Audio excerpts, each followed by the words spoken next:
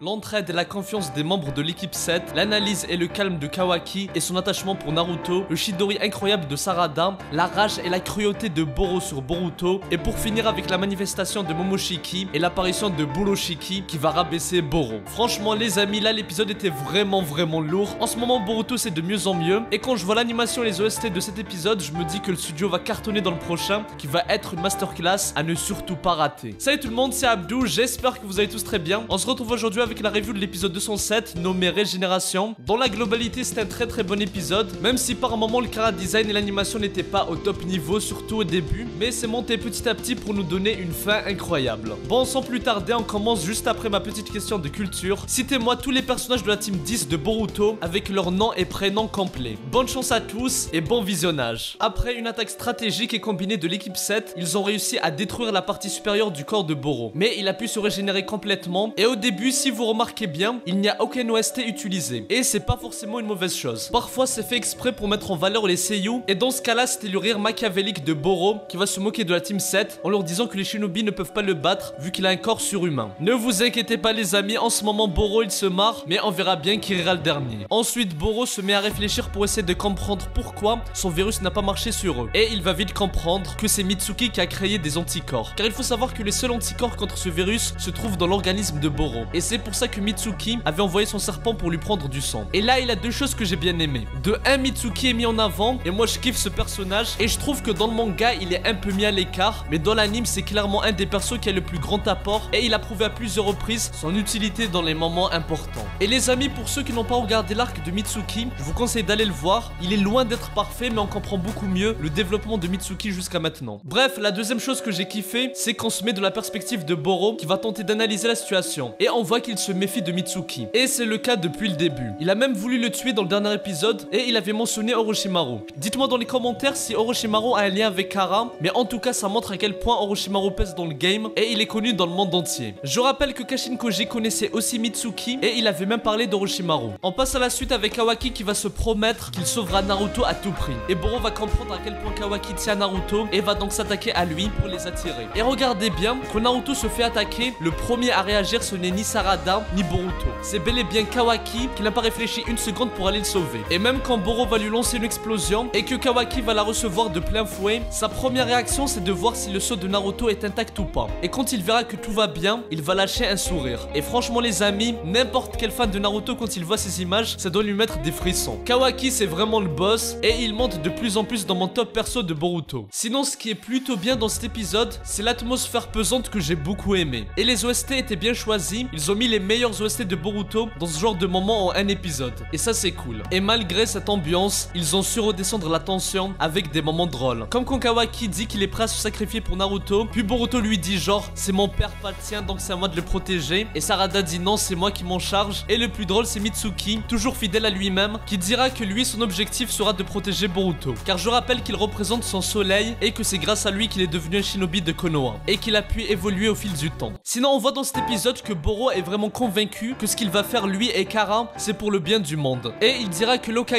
malgré tout son pouvoir, n'a pas la capacité de venir en aide aux malheureux du monde entier. C'est sa vision qui est à mon avis erronée. Déjà dans l'épisode dernier on a appris que les habitants des villages que Boro guérissait étaient en fait malades à cause de son virus. En gros le mec il crée le problème et ensuite il le règle pour se faire passer pour un sauveur. Ça me rappelle un peu Frost dans DBS qui déclenchait des guerres secrètement pour y mettre fin et se faire passer pour un héros. Bref, on passe à la suite. Boruto lui dira que Kawaki ne reviendra jamais chez eux, et je kiffe l'attachement que Boruto a pour Kawaki. Et à chaque fois qu'il appelle frangin, ça me donne des frissons, surtout que quand on sait qu'au début, ils ne pouvaient pas se supporter. Après ça, Mitsuki et Boruto vont attaquer Boro, et Kawaki dira à Sarada qu'il a un plan. En fait, on sait qu'Amado a modifié le corps de tous les membres de Kara, mais malgré qu'il soit un génie, sa technologie a des limites. Et donc dans le corps de Boro, il y a un noyau de la taille d'un cœur, et si il est détruit, Boro ne pourra plus se régénérer. Et là c'est bien parce qu'on voit que comme avec Delta, qui absorbait le chakra, malgré leur puissance énorme, les technologies de Kara ont des failles et des points faibles. Du coup pendant que Boruto, Mitsuki et Kawaki gagnent du temps, Sarada, grâce à son Sharingan, va comprendre que le noyau de Boro n'est pas fixe, et qu'il a la capacité de le déplacer. Je vais pas détailler le combat, mais c'était assez fluide et l'animation était plus que correcte, et j'ai kiffé les combinaisons de Mitsuki, Boruto et Kawaki. Et un de mes moments préférés de l'épisode, c'est quand Boruto sourit à Sarada pour lui dire indirectement qu'il a confiance en elle, et qu'en tant que commandant de l'équipe,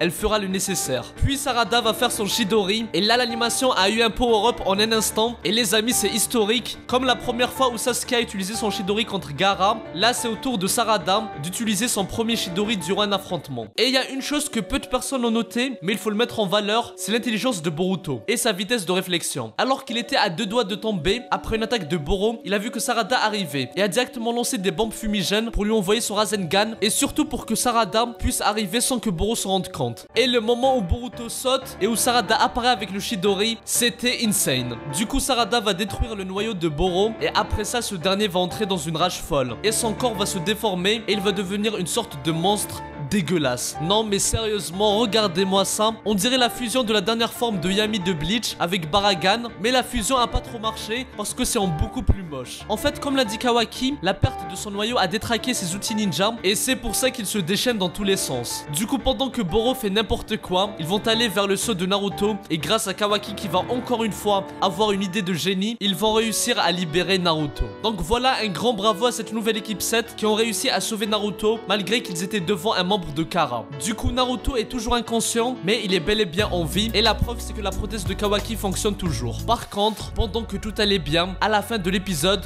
Boro débarque et assomme Mitsuki. Mais Kawaki va réagir et lui faire exploser son bras droit. Et là les amis, regardez bien, son bras ne se régénère pas. Ça montre que le plan de Kawaki a bel et bien marché. Boro va ensuite envoyer Kawaki valser et il va s'attaquer à Sarada. Mais Boruto va la sauver, mais il va se prendre un coup de poing. Et ce qui va suivre était un moment dur à voir pour les fans de Boruto parce que Boro va se mettre à frapper Boruto encore et encore avec violence et rage. Et les amis, j'ai compté, il lui a donné minimum 20 coups. Retenez bien ça, 20 coups sur la tronche de Boruto. Maintenant qu'il s'est amusé à tabasser un genin, il va pas être prêt à la boucherie qui va lui arriver dans l'épisode prochain. Et j'ai hâte de voir ça. Bref les amis, on l'a enfin. La manifestation de Momoshiki et Otsutsuki dans le corps de Boruto, aussi appelé Boroshiki, on l'attendait tous depuis très longtemps. Et on l'a enfin en anime. Et que dire, rien que le voir me donne des frissons. Et bravo au studio parce qu'ils ont eu l'idée de ne pas mettre uniquement la voix de Boruto, mais plutôt de mettre la voix combinée des seiyuu de Boruto et de Momoshiki. Et je trouve que ça colle parfaitement. Comme avec Vegeto dans Dragon Ball Z,